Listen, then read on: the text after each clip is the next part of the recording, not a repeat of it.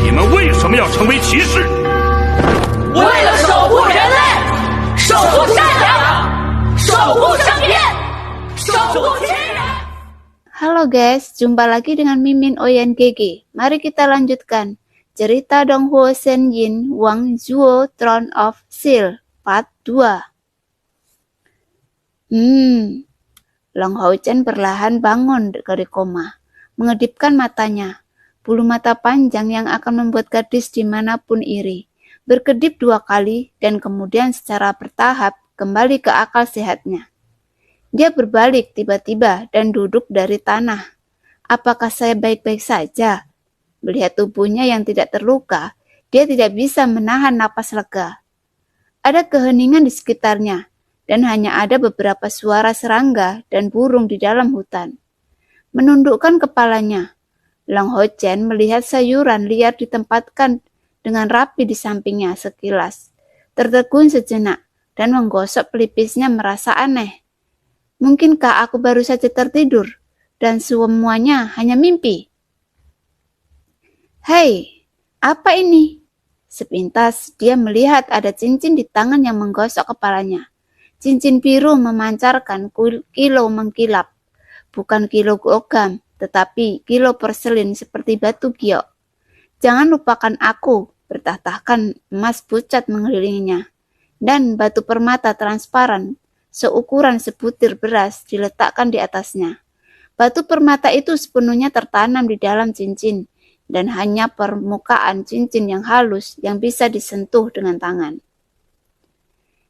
Cincin bagian dalam, cincin itu berwarna emas, dan tempat yang dekat dengan jari sedikit terangkat, dan tidak ada perasaan di tangannya. Long Hao Chen tercengang. Dia segera menyadari bahwa semua yang terjadi sebelum komanya adalah benar. Tetapi karena ini pikirannya penuh dengan keraguan. Apa hubungan antara gadis kecil bodoh itu dan pria berbaju putih itu? Juga bagaimana pria berbaju putih itu membuat para pengejar yang tampak mengerikan itu menghilang? Siapa yang memberinya cincin ini? Merasa heran. Untuk Long Hao Chen yang baru berusia 9 tahun, pertanyaan-pertanyaan ini jelas agak rumit. Dan dia tidak bisa mendapatkan jawaban sama sekali. Berbalik dan berdiri, tanpa sadar mengalihkan perhatiannya ke tempat di mana bekas pengejar menghilang. Dia tiba-tiba menyadari ada sesuatu yang salah. Cepat melangkah maju. Long Hao Chen melihat bahwa di tanah yang awalnya ditutupi dengan rumput hijau, semua rumput hijau telah menghilang dan berubah menjadi sebidang tanah. Dan tanah itu jelas sedikit tenggelam, dan rumput hijau terluar masih tersisa. Ada beberapa bekas terbakar, warna yang sama dengan tanah yang kehilangan rumputnya. Lupakan, jangan pikirkan lagi. Lebih baik aku pulang dan memasak sup sayuran liar untuk ibuku. Long Hao Chen menepuk lengannya. Cairan peiyuan masih ada di tak sana, dan dia merasa jauh lebih nyaman. Mengambil pedang kayu di sebelahnya, dia berjalan pulang. Namun, begitu pedang kayu itu mulai, dia berhenti karena dia menemukan fenomena magic. Pedang kayunya tampak menjadi lebih ringan, seperti seringan kapas. Anda harus tahu bahwa meskipun pedang kayu di tangannya bukanlah pedang besi yang digunakan oleh kesatria sejati, dan itu terbuat dari kayu, itu juga merupakan kayu keras yang kokoh, dan beratnya 7 atau 8 pon. Ketika dia pertama kali bergabung dengan anak Will Odin, dia berlatih selama lebih dari sebulan sebelum dia bisa menggunakan pedang ini secara stabil dengan kedua tangannya. Apakah pedang kayu ini lebih ringan? Tidak, itu masih sama. Mungkinkah kekuatan saya telah tumbuh lebih besar? Sambil memikirkannya, Long Hao Chen memegang pedang di kedua tangan dan berlari ke depan, menebas ke depan dengan pedang kayu di tangannya. Tiba-tiba rengekan terdengar, dan kekuatan pedang ini benar-benar mengejutkannya. Dan tangannya cukup stabil. Dia jelas merasa bahwa sepertinya ada kekuatan yang tak ada habisnya di anggota tubuhnya. Melompat beberapa kali, sepertinya tubuhnya menjadi lebih ringan seperti pedang kayu. Ini setidaknya kekuatan yang hanya bisa diperoleh dengan 20 kekuatan spiritual kan? Dalam pikiran Long Hao Chen, dia tidak bisa tidak memikirkan gadis kecil bodoh dengan wajah yang agak acuh, tak acuh dan keras kepala dan bergumam. Apakah Anda membawa ini untuk saya? Pergi ke Zi, Dian, besok dan mencoba kekuatan spiritual saya. Berapa banyak? Bagaimanapun, taruhan untuk mengevaluasi kekuatan spiritual selalu ada. Hati anak laki-laki itu tidak akan terlalu rumit. Meskipun apa yang terjadi hari ini menyebabkan Long Ho Chen beberapa masalah. Ketika dia berpikir bahwa ibunya bisa minum cairan Peiyun untuk menyehatkan tubuhnya lagi, dia meletakkan semua ini di belakangnya. Lagi pula, gadis kecil bodoh itu hanyalah seorang pejalan kaki, dan dia hanya berdoa untuknya secara diam-diam, berharap dia akan selamat. Sebuah halaman kecil, 2 pondok jerami, beberapa rak dengan melon, dan tanaman berambat, dan beberapa sayuran kering. Ini adalah rumah Long Ho Chen. Bu, aku pulang. Pintu gubuk jerami terbuka, dan seorang wanita berbaju cincai keluar dari gubuk ini. Melihat Long Ho Chen yang bersemangat berlari kembali dari luar, senyum tiba-tiba muncul dan memeluk ibunya. Dia adalah ibu Long Ho Chen, Bai Yue, dan penampilan Long Ho Chen hampir seperti cetakan yang diukir darinya. Meskipun Bai Yue berpakaian sederhana dan mengalami banyak angin dan embun beku, penampilannya yang menakjubkan masih bisa mengejutkan siapapun. Satu-satunya perbedaan antara dia dan Long Ho Chen adalah warna matanya. Matanya hitam, sedangkan Long Ho Chen berwarna biru jernih. Namun justru karena kecantikan inilah kondisi kehidupan ibu dan anak mereka menjadi lebih sulit. Karena kecantikan ini, Bai Yue yang sendirian dengan putranya telah dilecehkan berkali-kali. Meskipun dia telah menyelesaikannya satu persatu, masalah yang terjadi, bagaimanapun dia bisa hidup seperti itu. Dalam keputusasaan, bahkan jika dia datang ke kota Odin ini, dia tidak punya pilihan selain membangun rumahnya di sudut paling terpencil ini. Kehidupan sehari-hari bergantung pada membantu untuk mencuci pakaian yang penuh dengan wanita untuk menghasilkan pendapatan yang sedikit. Chen Chen, kamu kembali. Bagaimana ujian hari ini? Bai Yue tersenyum dan memeluk putranya, yang bergegas masuk dengan penuh semangat. Dia sangat tinggi, hanya 9 tahun Long Ho Chen hanya bisa mencapai dadanya. Merasakan aroma lembut dan segar di tubuh ibunya, Long Ho Chen berkata dengan riang, Bu, aku lulus ujian. Bai Yue tersenyum sedikit dan berkata, aku tahu, Chen Chen adalah yang terbaik. Mandilah, dan ibu akan memasakkanmu makan siang. Long Ho Chen melompat dari pelukan ibunya.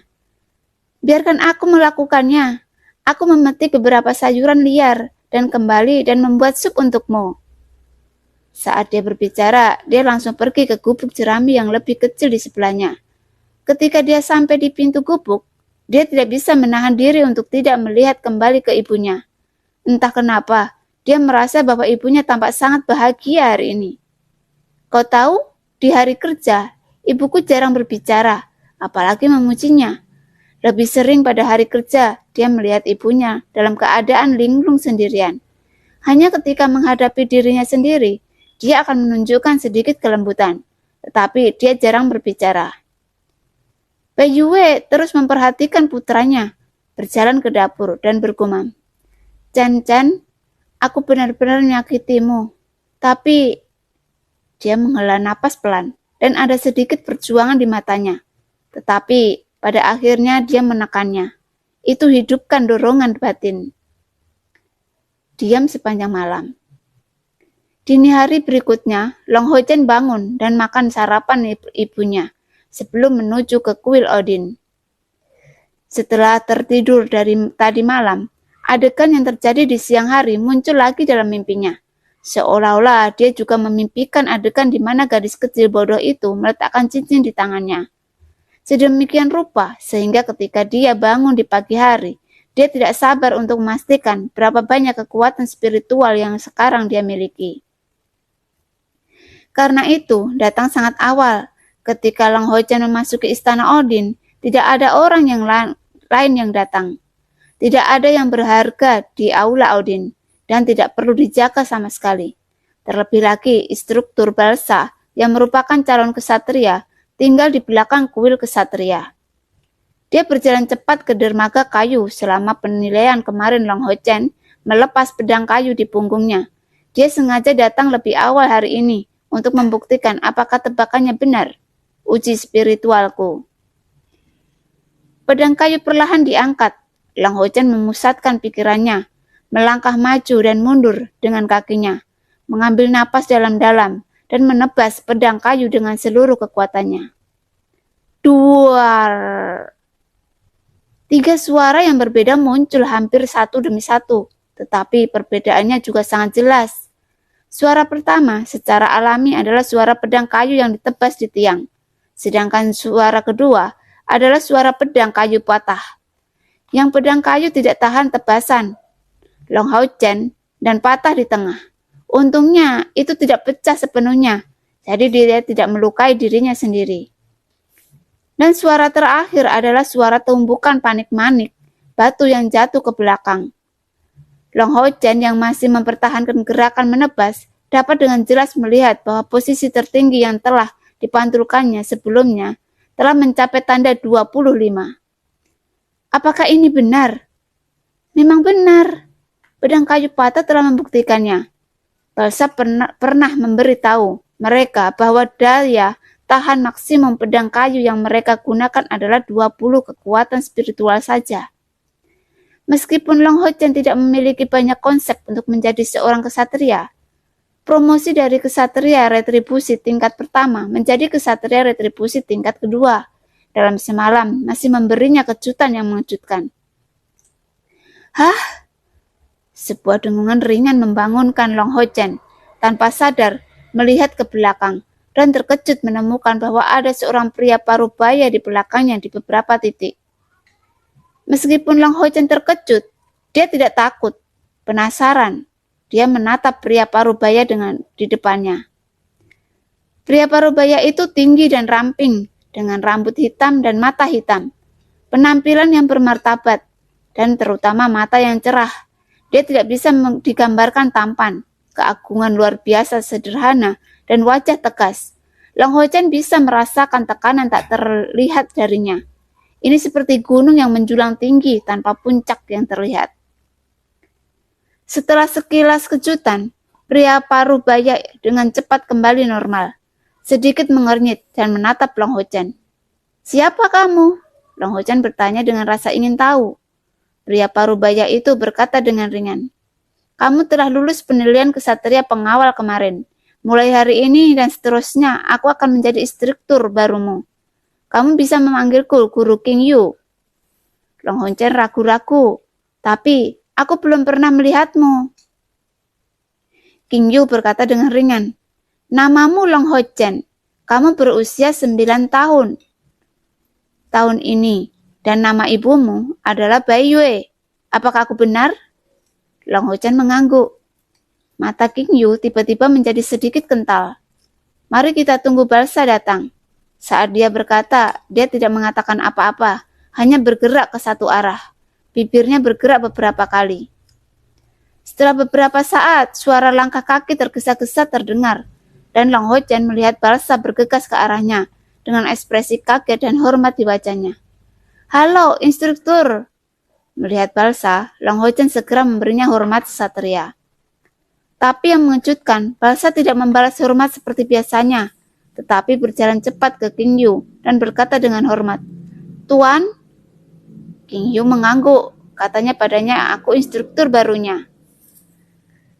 Ya, Balsa buru-buru berkata kepada Long Ho Chen, Tuan King Yu berasal dari cabang kesatria kota Haiyue. Mulai hari ini, dia akan menjadi instruktur kesatria Anda selama 3 tahun ke depan. Anda harus mendengarkan nasihat Tuan King Yu. Tuan Yu adalah seorang kesatria sejati. Oh, Long Ho Chen dengan patuh setuju. Dia bahkan tidak tahu perbedaan antara calon kesatria dan kesatria sejati. Tapi, karena ini instruktur baru, ikuti saja instruktur baru untuk berlatih. Tuan King Yu sambil berpikir, Dia menyapa King Yu dengan patuh. Dibandingkan dengan teman-temannya, memang pikirannya jauh lebih dewasa dan stabil. Baiklah, ayo pergi, kata King Yu. Tentu saja dia meraih tangan Long Ho Chen dan berjalan keluar. Tepat sebelum ia mengambil langkah, matanya menyapu wajah kecil yang indah Long Ho Chen, sangat tidak jelas, dan jejak kekecewaan melintas di matanya. Tangan King Yu sangat besar, jari-jarinya ramping, dan telapak tangannya lebar, hampir menutupi bagian dalam tangan Long Ho Chen. Kehangatan dan keamanan, hanya ini yang dirasakan Long Ho Chen saat ini. Guru King Yu, bukankah kita berkultivasi di sini?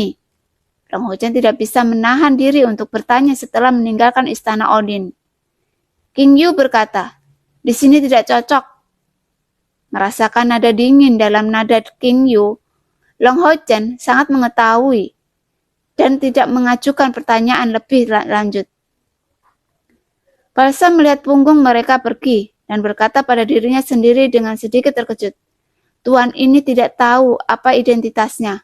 Apakah itu hanya transmisi suara? Setidaknya kesatria bumi memiliki kemampuan seperti itu. Tidak, mungkin kesatria biasa. Ya Tuhan. King Yu membawa Long Ho Chen keluar dari kota Odin. Begitu dia meninggalkan kota, tiba-tiba Long Ho Chen hanya merasakan energi hangat dan kuat yang datang dari tangan King Yu. Ho Chen merasa adegan aneh muncul. Setiap kali jari kaki King Yu menyentuh tanah, itu akan membuatnya melayang ke depan, setidaknya 10 kaki jauhnya. Hanya dalam beberapa napas, kota Odin telah ditinggalkan jauh di belakang oleh mereka. Untuk Long Ho Chen, kecepatan ini seperti sambaran petir. Yang bisa dia lakukan hanyalah memegang tangan King Yu dengan erat, karena takut dia akan jatuh. Segera, mereka melewati hutan tepat Long Ho Chen memetik sayuran liar kemarin, dan mendaki gunung di sepanjang bagian belakang hutan. Long Ho Chen sangat akrab di sini. Bagaimanapun, dia dibesarkan di sini. Gunung itu disebut Bukit Odin oleh masyarakat kota Odin. Tetapi, karena sering ada binatang buas di gunung dan di hutan yang mereka lewati sebelumnya, dan bahkan ada monster, jadi hanya sedikit orang yang datang ke sini. Dia juga mengunjungi kaki gunung Odin yang pernah didorong oleh rasa penasaran setengah tahun lalu. Di sana, dia melihat binatang yang tidak dikenal dan sangat ketakutan, sehingga dia melarikan diri dengan cepat. Sejak itu, Long Ho Chen tidak pernah pergi jauh ke dalam hutan, apalagi memasuki gunung Odin. Guru, ada binatang buas, bahkan mungkin monster, Long Ho Chen mengingatkan dengan ramah. King Yu sepertinya tidak mendengar apa yang dia katakan sama sekali. Sebaliknya, dia pergi sedikit lebih cepat dan membawanya langsung ke gunung Odin. Bahkan dalam proses mendaki gunung, kecepatannya tidak melambat. Pemandangan sekitarnya cepat, berlalu dari kedua sisi, dan angin kencang mengacak-ngacak rambut Long Ho Chen.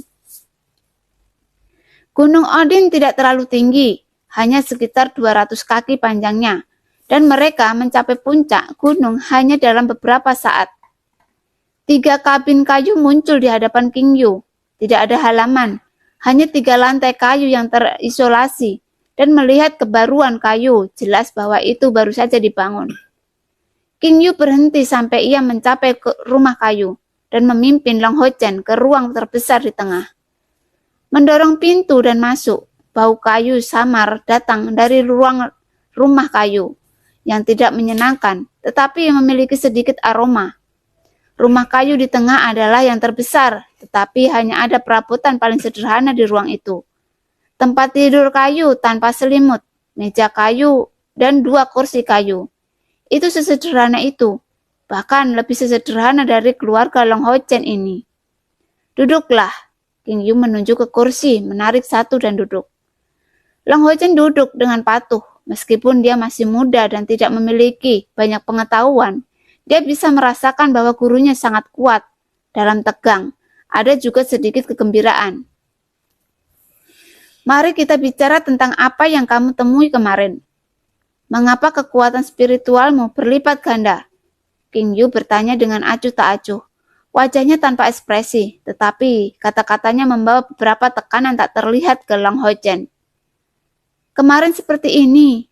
Long Hongchen tidak berpikir dia punya sesuatu untuk disembunyikan. Jadi dia menceritakan semua yang terjadi kemarin. Mendengarkan kata-katanya, King Yu hanya mengerutkan kening sedikit selama seluruh proses. Dan dia tidak mengatakan apa-apa lagi.